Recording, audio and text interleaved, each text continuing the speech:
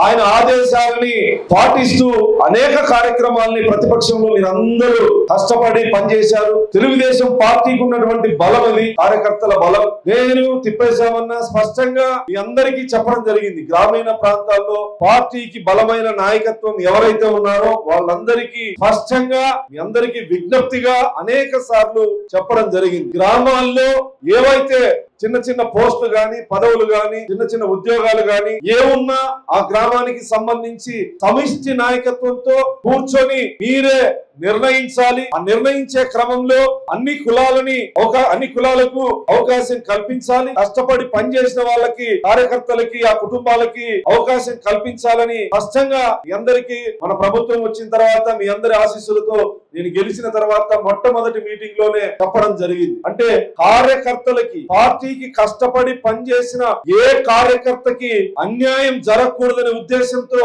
ఆ రోజు చెప్పడం జరిగింది.